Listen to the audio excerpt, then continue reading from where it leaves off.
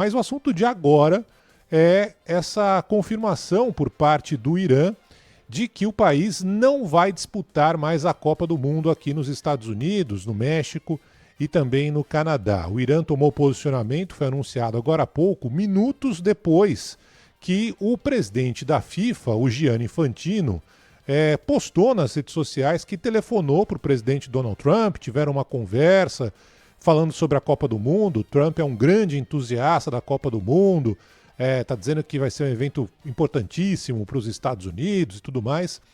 E o presidente da FIFA disse que o Irã era bem recebido, que a seleção do Irã conquistou a classificação para a Copa, seria bem recebida aqui nos Estados Unidos para a disputa da Copa do Mundo. Só que aí, nessa movimentação política, né, a decisão por parte do governo do Irã de não mandar mais a seleção de futebol do Irã para disputar a Copa do Mundo.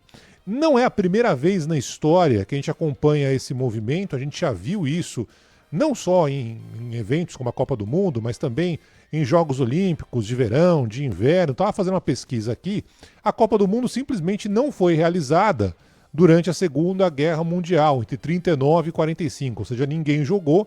Aí depois tivemos a Copa do Mundo no Brasil, em 1950, toda aquela história, Uruguai campeão do mundo e tal, mas a Alemanha e o Japão não participaram desse Mundial, foram proibidos depois da Segunda Guerra Mundial.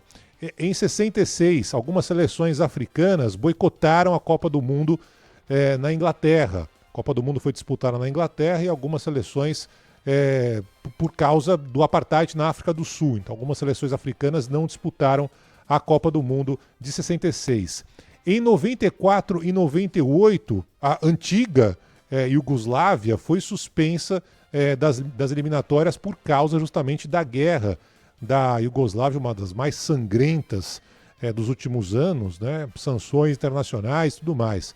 A seleção do Iraque também teve dificuldades em disputar as recentes Copas por causa da guerra no Iraque, a mesma situação na Síria. Ou seja, a ausência de uma seleção em Copa do Mundo por causa de um conflito, por causa de guerra, não é algo inédito, mas é sempre algo que vai muito além das quatro linhas. Sei que estava tendo discussão aí, qual seleção vai ocupar o lugar do Irã agora, que não disputará mais, segundo palavras do governo do Irã, a Copa do Mundo aqui nos Estados Unidos, mas a discussão é muito maior.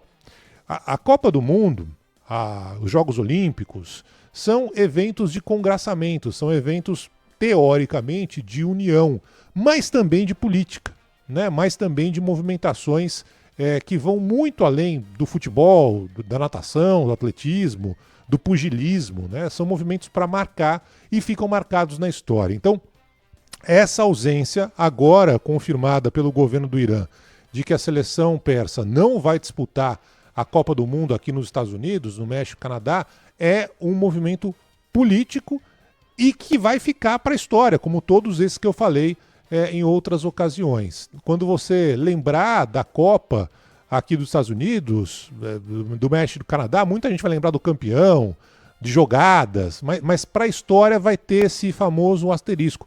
Não é um asterisco do tipo, não, a seleção do Irã era a favorita para ganhar a Copa do Mundo. Evidentemente não é isso.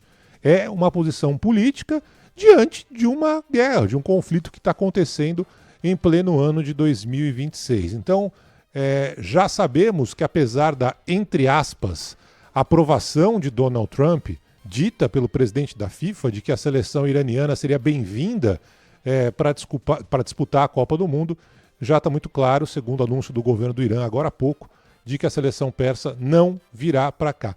Eu sempre fico pensando, Renan, na cabeça daquele jogador, sabe, rapaz? O atacante do time que fez o gol da classificação nas eliminatórias. O cara sonhou em disputar uma Copa do Mundo, não vai ser dessa vez. É claro que é um movimento político diante de tudo que está acontecendo no Irã e a gente tem mais informações sobre isso.